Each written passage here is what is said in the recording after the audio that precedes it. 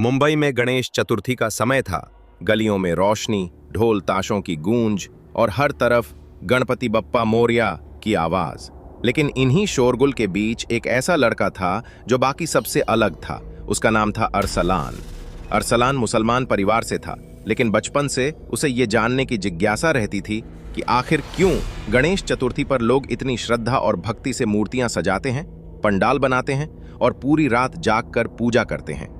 उसके मन में हमेशा सवाल उठता, क्या यह सिर्फ परंपरा है या इसके पीछे कोई छिपा हुआ रहस्य भी है? इस बार अरसलान ने तय कर लिया कि वो खुद इस रहस्य का पता लगाएगा। पहली रात पंडाल में अजीब आवाज। गणेश चतुर्थी की पहली रात जब भीड़ भाड़ खत्म हो गई और सड़कों पर सन्नाटा छा गया, अरसलान चुपके से एक बड़े गणेश पंडाल में जा पहुंचा। अंदर अंधेरा था, सिर्फ कुछ दीपक जल रहे थे। मूर्ति की छाया दीवारों पर डरावनी सी लग रही थी। जैसे ही अरसलान ने कदम बढ़ाया, अचानक उसे लगा कि मूर्ति की आंखें चमकीं। वो डर के मारे रुक गया, लेकिन अगले ही पल उसने सोचा शायद ये रोशनी का खेल होगा। लेकिन तभी उसके कानों में धीमी सी आवाज आई, अगर सच जानना है तो कल फिर आना। अरसलान के रोंगटे खड़े हो गए। अल सक्सी की ओर इशारा। अगले दिन अरसलान बार बार सोचता रहा, क्या वाकई मैंने आवाज सुनी थी या ये मेरा वहम था? लेकिन उसकी जिज्ञासा उसे चैन से बैठने नहीं दे रही थी। रात होते ही वो फिर उसी पंडाल में पहुंचा। इस बार पंडाल और भी ज्यादा सुनसान था। सिर्फ एक दीपक जल रहा था। अचानक दीवार पर मूर्ति की परछाई हिलने लगी और वही गूंजदार आवाज फिर सुनाई दी, सच तुम्हारे घर के पास है, पुरानी मस्जिद के नीचे। अरसलान के दिल की धड़कन तेज हो गई। गणेश जी और मस्जिद का क्या रिश्ता हो सकता है? पुरानी मस्जिद का तहखाना। अगले दिन अरसलान अपने दोस्त सलमान को लेकर पुरानी मस्जिद पहुंचा।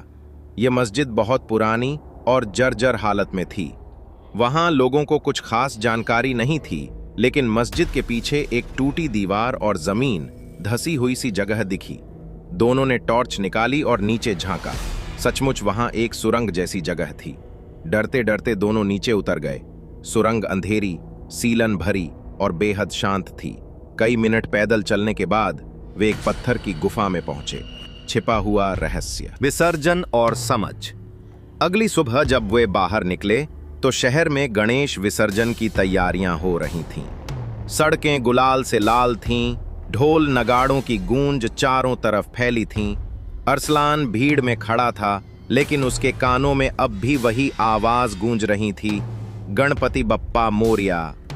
उस दिन अरसलान ने समझ लिया कि गणेश चतुर्थी सिर्फ एक त्योहार नहीं, बल्कि एकता और भाईचारे का प्रतीक है।